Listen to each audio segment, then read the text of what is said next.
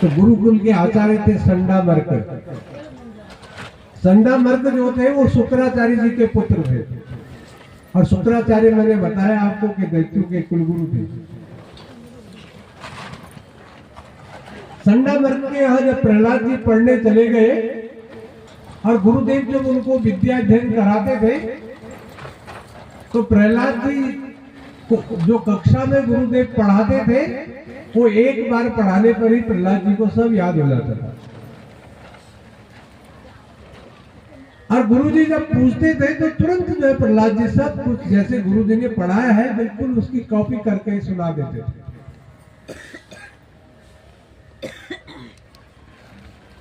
गुरुजी को भी बड़ा आश्चर्य होता था कि इतने विद्यार्थी गुरुकुल में पढ़ते हैं कि सही गलत है, बहुत सारे पाठ पढ़ाते हैं और बहुत आनंद है।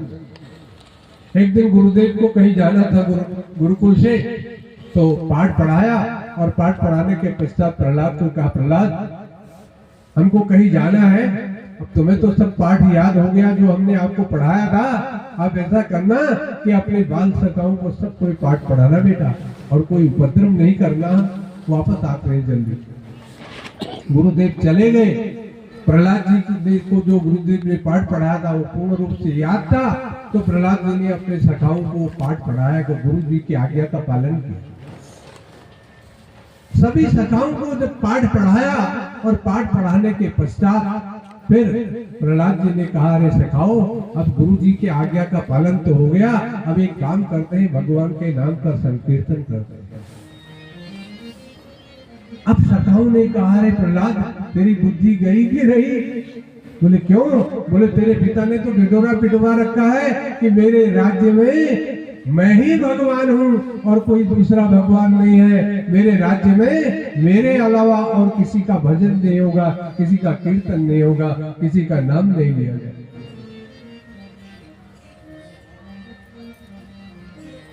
तो प्रहलाद ने कहा, देखो मैं तो कुछ है ही नहीं, मैं कुछ नहीं है। मैं क्या है? अहंकार का द्योतक है। संस्कृत में मैं शब्द को क्या बोलते हैं? अहम। अहम माने होता है मैं जो है अहंकार का द्योतक है, मैं कुछ नहीं है, नथिंग।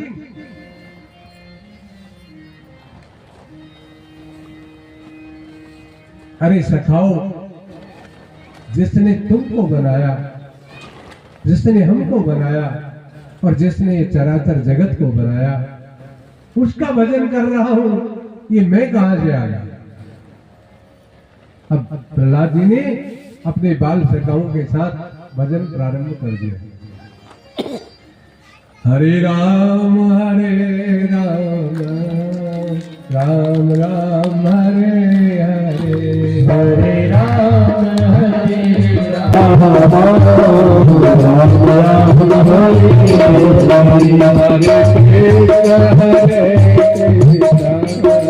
कृष्णा कृष्णा हरे हरे, हरे कृष्णा हरे कृष्णा कृष्णा कृष्णा हरे हरे, राम हरे राम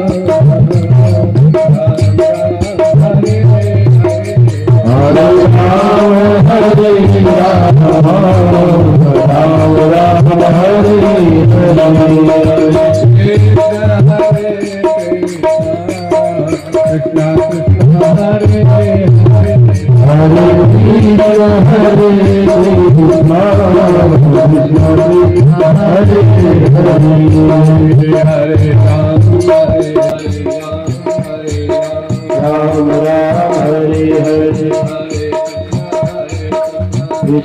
कृष्ण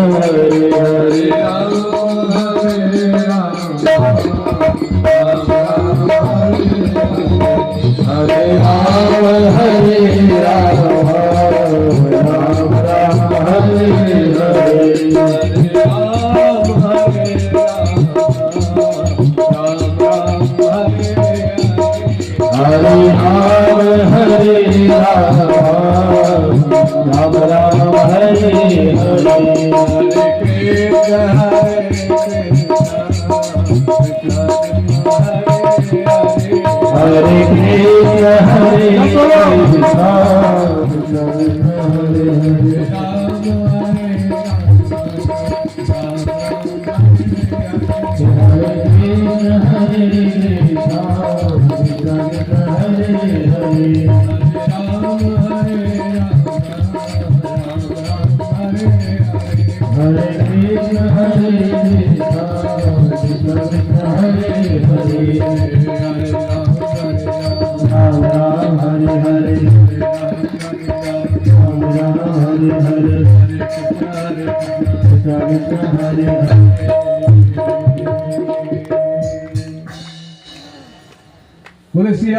सीतापति रामचंद्र भगवान की जय।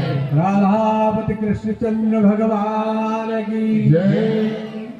माताओं, बहनों, मेरे बंधुओं, भगवान नाम के 108 बार उच्चारण करने मात्र से जब परब्रह्म परमात्मा कयादु की कामना पूर्ण कर सकते हैं, तो हम लोग जब तन्मयता से भगवान नाम का कीर्तन करेंगे तो फिर हमारी कामना भी भगवान पूर्ण करेंगे। और भगवान हमारी कामना तो पूर्ण करते हैं, लेकिन हमको शांति नहीं होती। हम कामना किस चीज की करते हैं? सांसारिक वस्तुओं की कामना करते हैं, जबकि कामना क्या करनी चाहिए? भगवान की कृपा की कामना करनी चाहिए। ध्यान दीजिए, बातें नहीं कीजिए।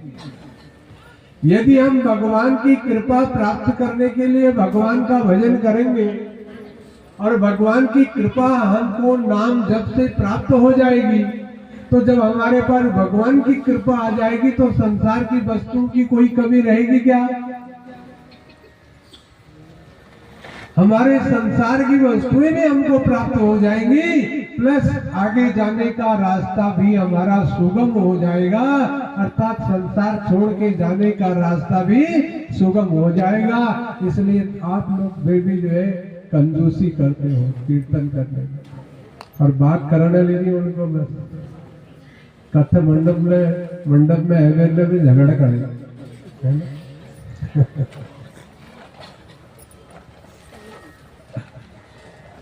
इसलिए जोर जोर से ताली बजाया करो, खूब जोर से कीर्तन किया करो। गाली देने के लिए बहुत जोर जोर से बोलते हैं, अरे कीर्तन में क्यों शर्म कर? कीर्तन में इतने मस्त हो गए कि कुछ पता ही नहीं है, होश नहीं है। प्रहलाद जी को और उनके सखाओं को भगवान नाम का कीर्तन करते, ये 16 मंत्र का जो जप था ना, हरे राम राम राम हरे हरे, हरे कृष्ण कृष्ण कृष्ण हरे हरे, इस मंत्र का जो कीर्तन करते करते वो शुद्ध खो गए, अपने होश ही नहीं है, किसी को नहीं है। ऐसे भगवान की माया का आवरण वहां हो गया कि किसी को कुछ सुध ही नहीं है कि हमने घर भी जाना, और कहीं हिरण्यकश्यप ना आ जाए, कहीं उसके सेवक ना आ जाए और हमको देख न ले कहीं कीर्तन करते हुए। देख लिया तो सब मौत के घाट उतार दिए जाएंगे। किसी को कुछ होश नहीं है। भगवान ने ऐसी माया का आवरण, एक मोहिनी मंत्र जो है उनके अंदर डाल दिया। ये है एकाग्रता, ये है तन्मयता। भगवान के प्रति यदि तन्मय हो जाएंगे तो कोई किसी का कुछ नहीं कर सकता। कि जाको राखे साया मार सके न कोई, बाल न बाका कर सके जो जग बेरी हो। परब्रह्म परमात्मा की जिसके ऊपर कृपा होगी, भगवान की छत्र छाया जिसके ऊपर होगी, जो भगवान का नित्य भजन करेगा, एकाग्रता से भगवान का भजन करेगा, अपने आप को भगवान के चरणों में समर्पित कर देगा, परब्रह्म परमात्मा की कृपा उसको प्राप्त होगी। और जब भगवान की कृपा प्राप्त होती है तो फिर किसी चीज की जीवन में कमी रहती ही नहीं।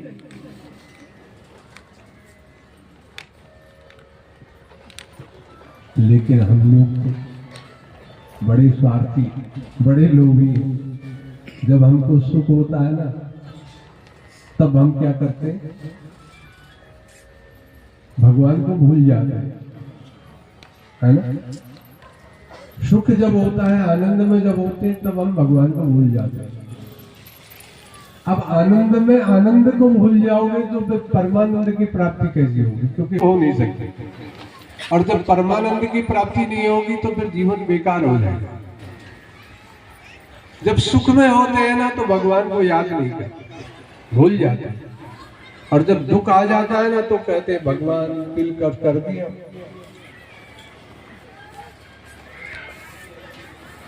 ये दंड किसने दिया? बोले भगवान ने दिया। अरे मूर्ख, ये कर्म जब तूने ऐसे किए तो दंड तो तुझे भोगना पड़ेगा। भगवान किसी को दंड नहीं देते, दंड हमारे कर्म देते हैं।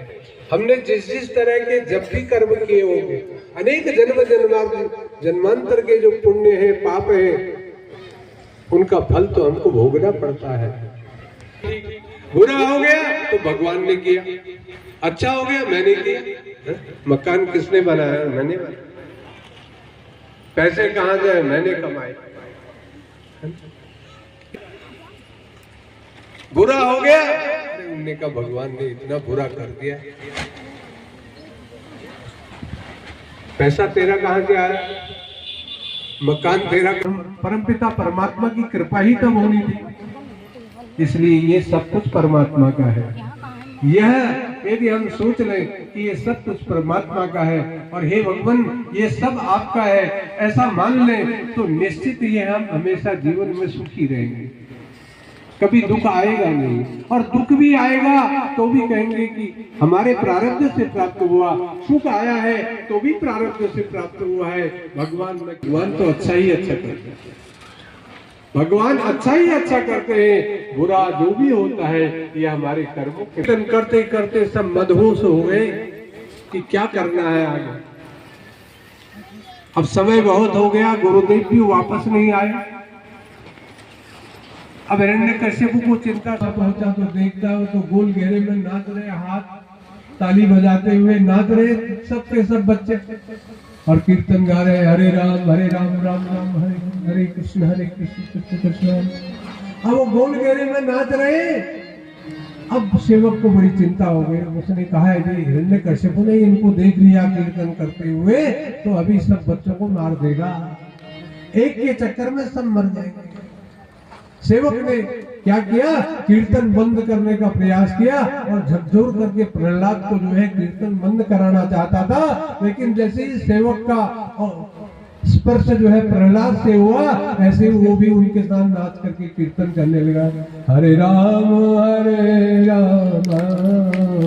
राम राम हरे हरे, हरे राम राम राम हरे हरे कृष्ण कृष्ण कृष्ण हरे हरे।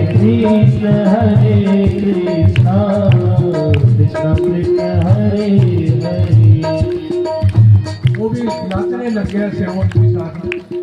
अब न बालक को वापस आया न सेवक को वापस आया। बड़ी चिंता और चिंता बढ़ गई। तो हिरण्यकश्यप ने सोचा कि मैं ही जाकर के देखता हूँ। लेकिन जैसे ही हिरण्यकश्यप आया और हिरण्यकश्यप के आने पर ही कीर्तन समाप्त हो गया। क्यों? क्योंकि अहंकार का प्रतीक था, और अहंकार से भगवान बहुत दुख होते हैं। कि निर्मल मन जन सोए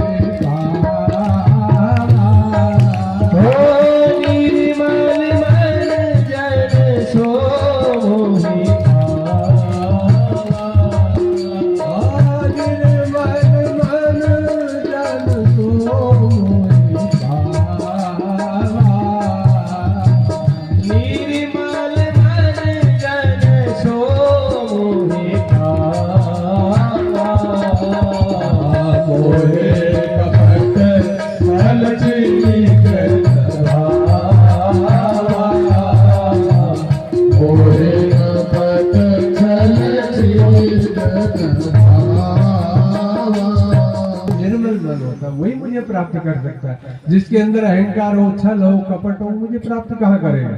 इसलिए हिरण्यकश्यप के आते ही कीर्तन बंद हो गया। प्रहलाद जी घर गए और घर जाकर के हिरण्यकश्यप ने प्रहलाद को गोद में बैठा लिया, प्रेम करने लगा, प्यार से पुचकारने लगा और पुचकारते हुए कहने लगा, बेटा एक बात बताओ, तुम इतनी देर तक कहां थे और तुम क्या कर रहे थे भैया? किसका कीर्तन कर रहे थे? अरे वो किसके नाम का जप कर रहे हैं? तो हिरण्यकश्यप ने विचार किया, एक भयंकर कोबरा सांप जो है ये इसको डस देंगे और खत्म कर देंगे, मर जाएगा इनकी जहर। और प्रहलाद जी तो सब में एक देखते हैं परमात्मा। प्रहलाद जी जानते हैं ये सांप मेरा क्या बिगाड़ेंगे। प्रहलाद जी समझते हैं सांप मेरा कुछ नहीं बिगाड़ सकते। क्यों? क्योंकि मेरे अंदर विष्णु निवास करते हैं और विष्णु भगवान शेष सैया पर विराजमान रहते हैं, शेषनाग की सैया पर बैठते हैं। मेरे अंदर वही विष्णु है और जो विष्णु शेष सैया पर विराजमान होते हैं तो ये सांप मुझे काट करके क्या करेंगे? जब मैं विष्णु का भजन करता हूँ तो सांप कहां से मुझे काटेगा? और सचमुच में वो सांप जो है वो प्रहलाद जी के शरीर पर लिपट करके शीतलता प्रदान करते हैं, लेकिन काटते नहीं।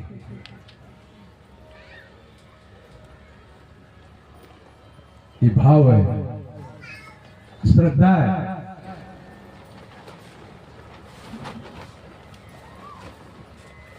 प्रहलाद जी को काटते नहीं है, बच गए प्रहलाद।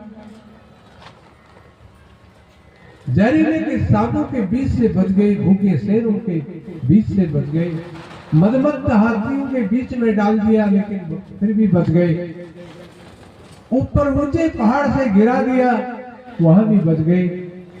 होलिका को वरदान था कि एक चुनरी होलिका को मिली थी, वो चुनरी ओढ़ करके यदि तू अग्नि में बैठ जाएगी तो जलेगी नहीं।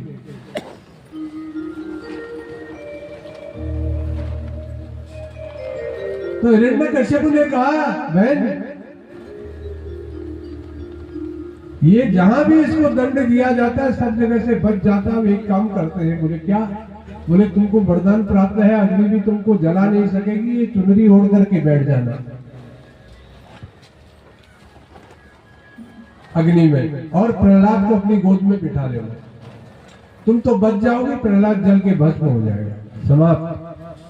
क्योंकि मेरे शत्रु का भजन करता है, मेरा शत्रु ही मेरे घर में पैदा हो गया है, ये मानना था उसका। अग्नि के ऊपर होलिका उस चुनरी को ओढ़ करके बैठ गई और परब्रह्म परमात्मा की ऐसी कृपा, प्रहलाद जी ने मरुद गणों का आवाहन किया और जोर की हवा चली और हवा चलने से वो चुनरी होलिका के सिर से उतर करके प्रहलाद जी के ऊपर गिर गई। होलिका भस्म हो गई, प्रहलाद जी बच गए। बोली आनंद कंद भगवान जय हो। होलिका तो भस्म हो गई और प्रहलाद जी बच गए। बहुत दंड दिया। अब विचार किया है कश्यपों ने कि इसको काल कोठरी में बंद कर दिया जाए।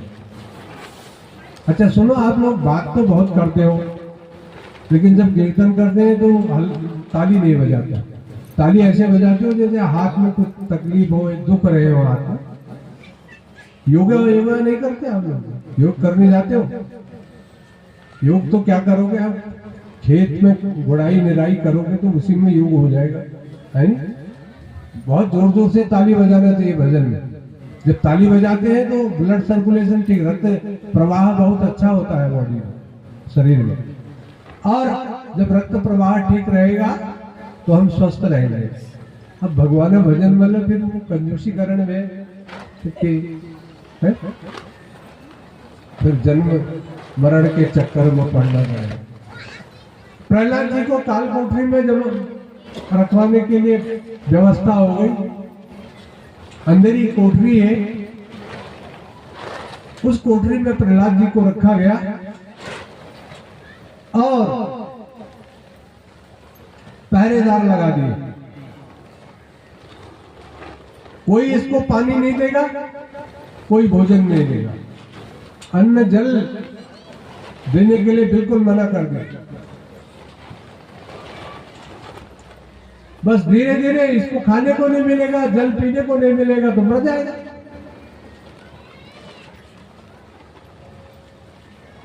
प्रहलाद जी को काल कोठरी में रख दिया और प्रहलाद जी ने कहा बहुत बड़ी कृपा हो गई भगवान। क्यों? क्योंकि हिरण्यकश्यप के राजभवन में यदि रहता हूं तो वहां अहंकार रूपी हिरण्यकश्यप के होने से भगवान के भजन में मन नहीं लगता, बार बार व्यवधान पैदा होता है। ये काल कोठरी में मुझे एकांत मिलेगा और एकांत में जितनी अच्छी तरह से भगवान का भजन होता है वो कहीं नहीं होता। इसलिए प्रभु आपकी बड़ी कृपा है कि आपने मुझे ये काल कोठरी रूपी एकांत दे दिया, मैं भगवान का भजन करूं। और वो जो है आसन में बैठ करके ध्यान अवस्थित हो गए और अपने भगवान का ध्यान करने लगे, नारायण का ध्यान करने लगे। प्रहलाद बहुत ही आनंद हो रहा है।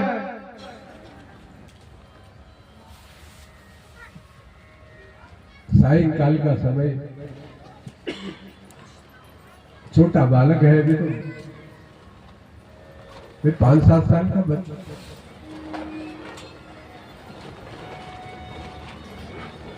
और काल कोठरी में है। अनेक अनेक ग्रंथों में अनेक अनेक प्रकार के क्षेपक मिलते हैं, कथाएं मिलती हैं कि सायंकाल का समय हुआ तो भगवान का भजन करते करते रात्रि का आगमन हो गया, और जब रात्रि का आगमन हो गया तो समस्या पैदा हो गई। क्या कि भगवान विष्णु ने लक्ष्मी से कहा, देवी तुम जानती हो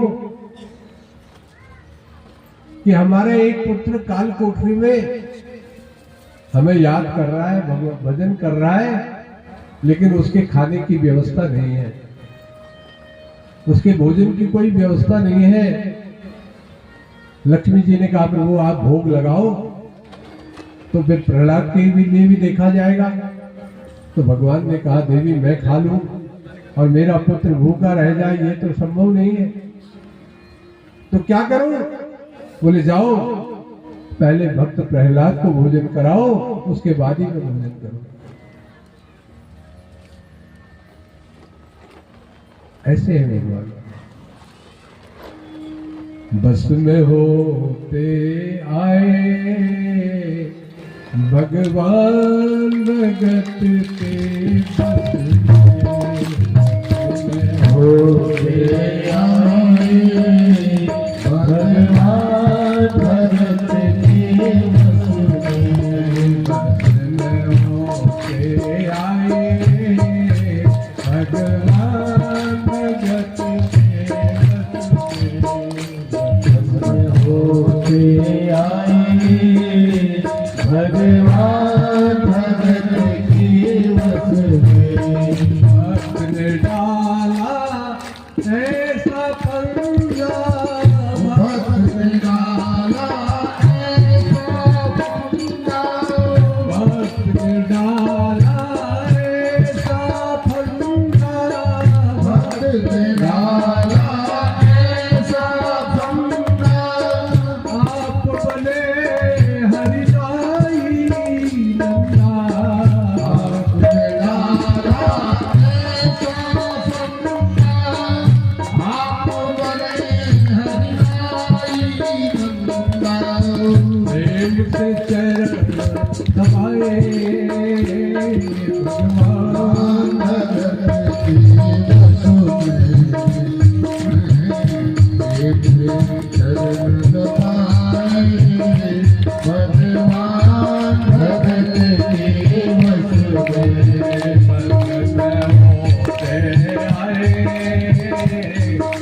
भगवान भगत के वसु में, होते आए भगवान भगत की वसु में, भक्त डाला ऐसा पंगा, भक्त डाला ऐसा पंगा, आप बने हरिदाई नंदा, भक्त डाला ऐसा पंगा, आप बने हरिदाई नंदा, प्रेम से चरण दबाए भगवान भगत के वसु में,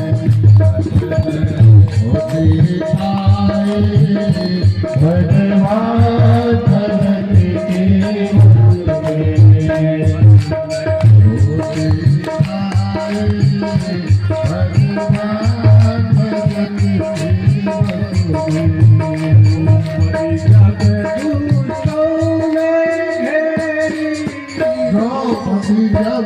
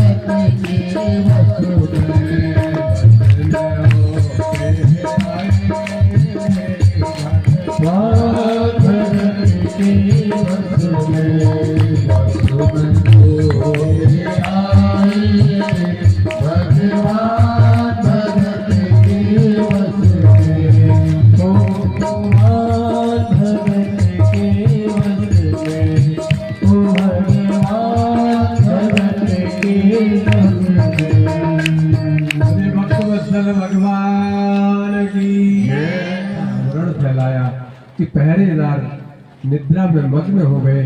रात्रि के समय लक्ष्मी जी अपने पुत्र प्रहलाद के लिए सुंदर ग्रामीण महिला का वेश बना करके सुंदर पकवान लेकर के काल कोठरी में पहुंच गए।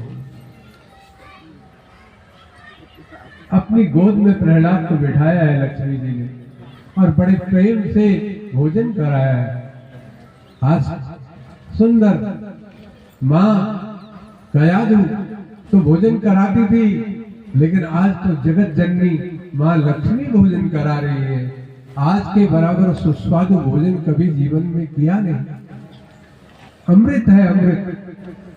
माता लक्ष्मी के हाथ से भोजन मिल रहा है, आज अमृत है। और 1, 2, 3 नहीं, 6 महीने तक यह कार्यक्रम चलता रहा। किसी को पता नहीं। 6 महीने हो गए।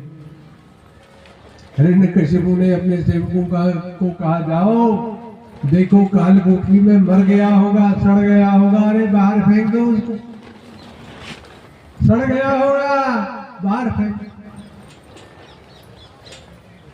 सेवक काल कोठरी में गए, काल कोठरी खोल करके देखा, अंदर देखा तो ऐसा प्रकाश प्रस्फुटित हो रहा है, दिव्य प्रकाश काल कोठरी के अंदर। जो अंधेर पट्ट जहां वहां पूरा हो जाए प्रकाश, पूरी काल कोठरी एकदम प्रकाशित हो रही है, प्रदीप्त हो रही है। उनकी आभा से दिव्य प्रकाश। और जब प्रहलाद की ओर देखा तो प्रहलाद का चेहरा लाल सुर्ख खा के बिल्कुल मोटा तगड़ा।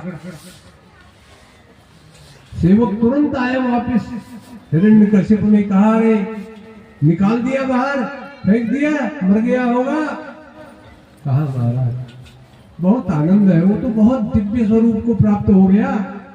महाराज वो काल कोठरी जो अंधेरी कोठरी थी ना, ऐसे प्रकाश से प्रकाशित हो रही है। और प्रहलाद तो मोटा तगड़ा हो रहा है, लाल सुर्ख उसका चेहरा हो रहा है, उसके चेहरे से तो प्रकाश फूट रहा। तुरंत हिरण्यकशिपु गया। हिरण्यकशिपु ने जब वो प्रकाश देखा, उसका चेहरा देखा, प्रहलाद को पकड़ लिया। प्रहलाद को बोला, रे प्रहलाद, ये जेल खाने में तुझे खाना कौन देता था? तुझे जल कौन पिलाता था? कहता, पिताजी जो आपको पिलाता है, जो भोजन आपको देता है वही मुझे भी देता है। जो आपको जल पिलाता है ना पिताजी, वही मुझे भी जल पिलाता था। हाँ, जो इस चराचर जगत को खिलाता है, जो अपनी सृष्टि का पालन करने वाला है, वो मेरा भी पालन करता था। आप तो व्यर्थ में परेशान हो रहे हैं। आप कोई किसी को खिलाने पिलाने वाले नहीं हो पिताजी। आपको भी कोई खिला रहा है, जो आपको खिला रहा है वही मुझे भी खिलाता है। बहुत क्रोध आ गया, बहुत क्रोध आ गया हिरण्यकशिपु। और सोचा, आज तो इसको तलवार से काट करके समाप्त कर दो। लोहे का खंभा, गर्म लोहे के खंभे पर प्रहलाद को बांधूंगा, यदि इससे भी नहीं मरा तो तलवार से इसके सिर को धड़ से अलग कर दूंगा, समाप्त कर दूंगा। अब देखो, विनाश काले विपरीत। संतान को प्राप्त करने के लिए हम कितनी बड़ी बड़ी तपस्या करते ही नहीं करते माताओं। यदि किसी के घर में पुत्र न हो, किसी के घर में संतान न हो, तो देखो हम कितनी तपस्या करते हैं, कितने शिवार्चन करते हैं। नहीं, अपने घर के इष्ट को मनाते हैं, उसके मंदिर में जाके, हे देवता कृपा करना है। रात भर पहले जो है पहाड़ में हमारे यहाँ ऐसे मंदिर है, ऐसे शक्तिपीठ है, जहाँ रात भर माताएं जो है वो जलता हुआ दिया हाथ में लेकर के खड़ी होती भगवान शंकर के कार्तिक पूर्णिमा के दिन, या ऐसे जो अच्छे मतलब मुख्य त्योहार होते थे, उत्सव के दिन होते थे, तो उस दिन जो है बिल्कुल दिया, जलता हुआ दिया हाथ में लेकर के खड़े, पूरे रात भर खड़े होकर के खड़ी तपस्या करते थे। इसलिए संतान प्राप्ति के लिए, पुत्र प्राप्ति के लिए। अपुत्र से गृहम शून्य, पुत्र जिस घर में नहीं है वो घर शमशान के समान है, वो शून्य है। और ये दुष्ट ऐसा है जिसके घर में विष्णु भगवान का भक्त पुत्र है, उसको मारना चाहता है। विनाश काले विपरीत बुद्धि है कि नहीं है? बताओ। संतान को प्राप्त करने के लिए लोग क्या नहीं करते, और इसको संतान प्राप्त हुई तो इस संतान को मारना चाहता है। कौन दुराचारी, कौन अत्याचारी बाप होगा जो अपने पिता, अपने संतान को मारेगा?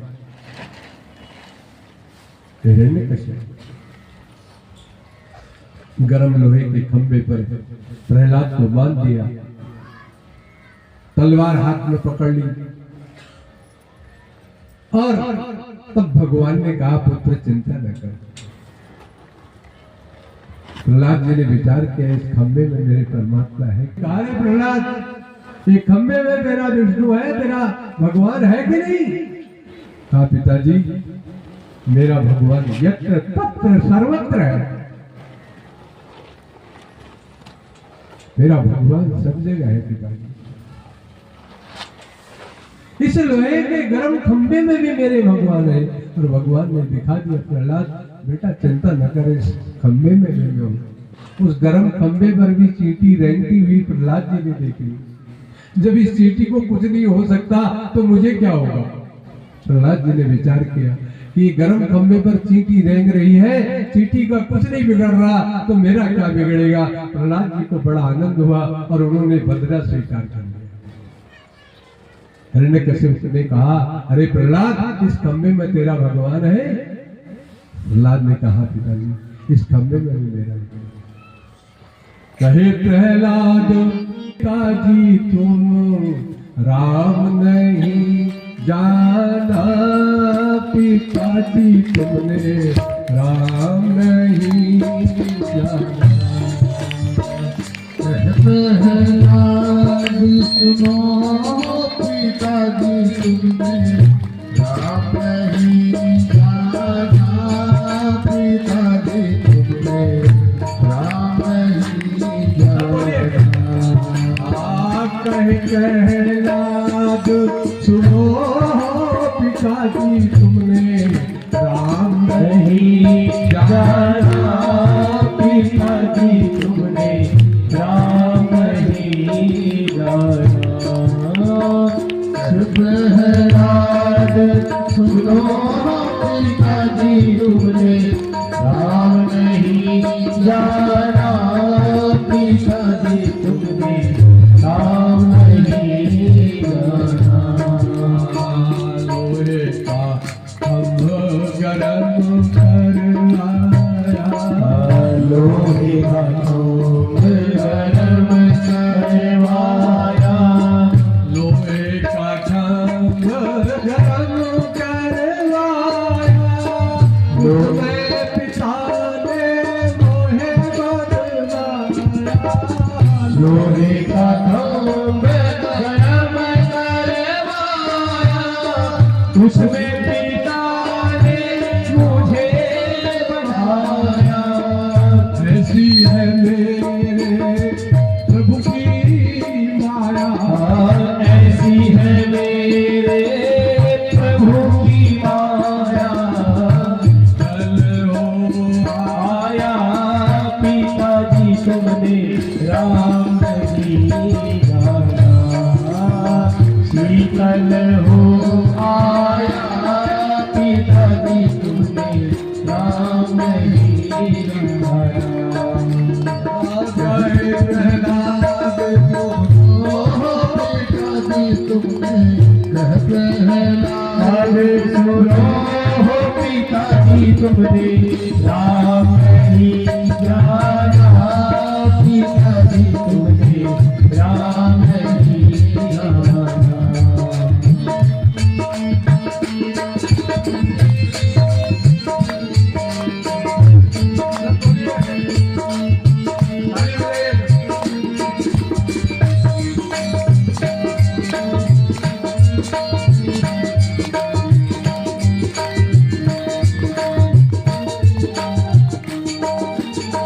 कड़वा तेल गरम करवाया, कड़वा तेल गरम करवाया।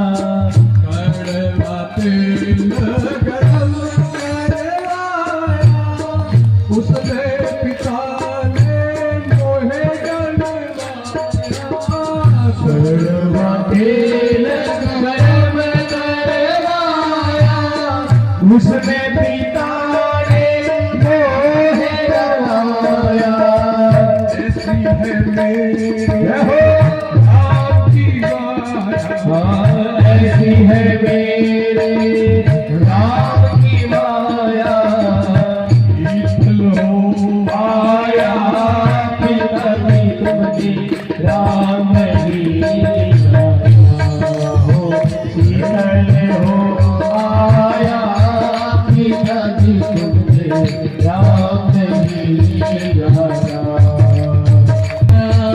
सुनो पिताजी तुमने प्रहलाद सुनो, पिताजी तुमने राम नहीं जाना, पिताजी तुमने राम नहीं जाना। आकर प्रहलाद सुनो, पिताजी तुमने प्रहलाद सुनो, पिताजी तुमने राम नहीं जाना, पिताजी तुमने राम नहीं जाना। राम नहीं जाना, पिताजी तुमने राम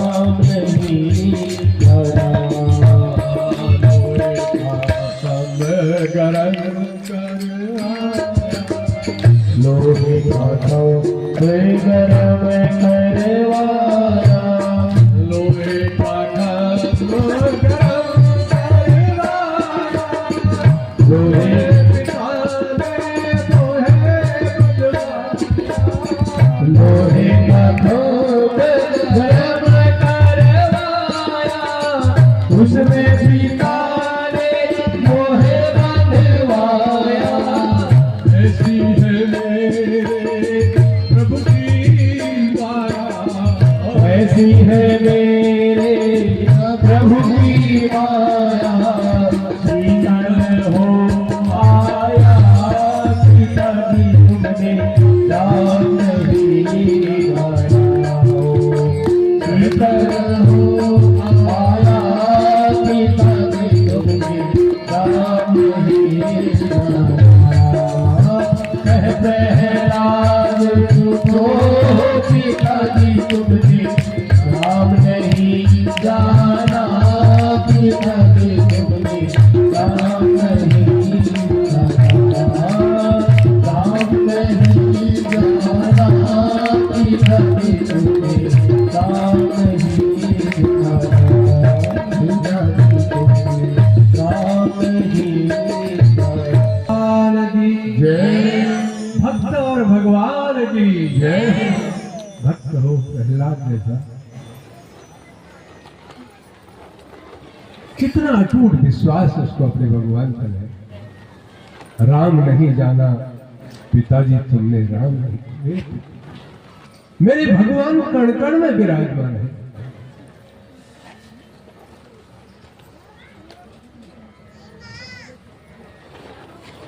बंधन स्वीकार कर लिया, लोहे के खंभे पर बंधना स्वीकार कर लिया और बंध गया। जब लोहे के खंभे पर बंधने के बाद भी प्रहलाद मरा नहीं तो हिरण्यकश्यपु ने तलवार निकाल लिया। तलवार निकाल करके मारने लगा और जब ही मारने को उद्यत हुआ ऐसे ही खंभा फट गया और खंभ फट करके भगवान प्रकट हो गए। बोले नृसिंह भगवान की, नृसिंह भगवान की, नृसिंह भगवान की। गड़ गड़ गड़ गड़ गड़ की आवाज होने लगी, आंखों और मुंह से कटकट की आवाज होने लगी। भयंकर क्रोध में नृसिंह भगवान है और नृसिंह भगवान प्रकट हुए। तुरंत उन्होंने छलांग लगाई और हिरण्यकश्यप को पकड़ लिया और न पृथ्वी पर रखा, न आकाश पर रखा, न दिन था न रात था, न मनुष्य था न पशु था। भगवान आधे मनुष्य थे और आधे पशु थे। न अस्त्र से मारा न शस्त्र से मारा, न दिन में मारा न रात में मारा। सायंकाल की संध्या का समय न बाहर मारा न अंदर मारा।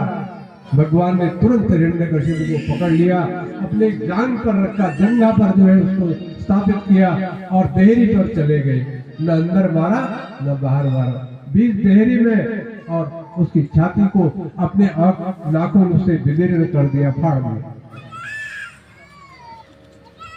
हिरण्यकश्यप की मृत्यु हो गई। उसकी हथेलियां भगवान ने निकाल ली और उन हाथों की माला बना ली। भगवान ने अपने गले में माला की तरह उसकी हाथें पहन ली, एक तरफ फेंक दिया। लेकिन अभी भगवान का क्रोध शांत नहीं है।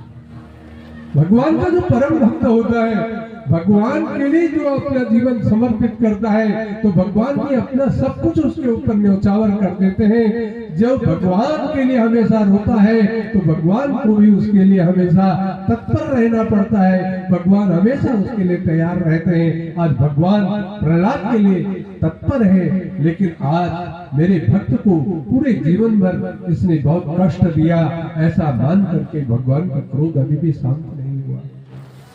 जब क्रोध शांत नहीं हुआ तब देवता लोग देवलोक से फूलों की वर्षा करने लगे। नृसिंह भगवान की जय हो, नृसिंह भगवान की जय हो, नृसिंह भगवान की जय। पुष्प वर्षा होने लगी, बड़े आनंद का दृश्य था। और उस समय नृसिंह भगवान का जब क्रोध शांत नहीं हुआ, सभी देवी देवता भगवान की स्तुति करने लगे।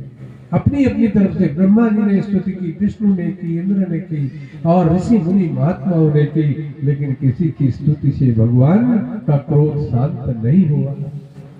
इतना भयंकर क्रोध कि इस दुष्ट ने मेरे परम भक्त को इतना कष्ट दिया, अर्थात उसको समाप्त कर दिया, मार दिया। लेकिन जब वो मर गया तो बाकी क्या बचा, लेकिन फिर भी भगवान का क्रोध शांत नहीं हुआ। क्योंकि इतनी प्रताड़ना उसने प्रहलाद जी को दी, इतना कष्ट उसने प्रहलाद जी को दिया। उनके भगवान के भक्त को जो बहुत प्रताड़ित करता है, दुख देता है, तो भगवान को भी भयंकर क्रोध होता है। और तब सभी देवी देवताओं ने प्रहलाद जी को आगे कर लिया, बेटा जब तू भगवान की प्रार्थना करेगा ना तो भगवान कृपा करेंगे और भगवान प्रसन्न हो जाएंगे। भगवान का क्रोध तभी शांत होगा बेटा जब तू भगवान के आगे हाथ जोड़ करके भगवान की तपस्या कर वंदना करेगा, प्रार्थना करेगा।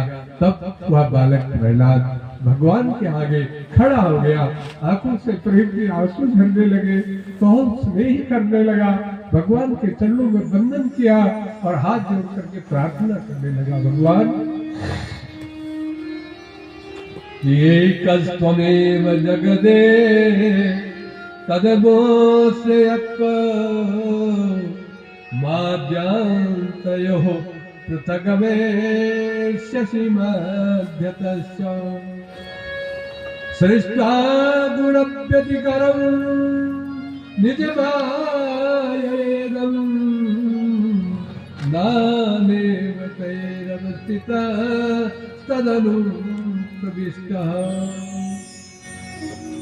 हे परमात्मा, हे भगवान, इस संसार के कारण भूत आप ही है, इस चराचर जगत के स्वामी आप ही है, आप ही करता है, आप ही भरता है और आप ही संहार करता है। इसलिए हे प्रभु, आपने मेरे ऊपर बड़ी कृपा की। इतना बड़ा आतताई, इतना बड़ा दुष्ट मेरा पिता, लेकिन फिर भी आप उसको मारने के लिए प्रकट हुए।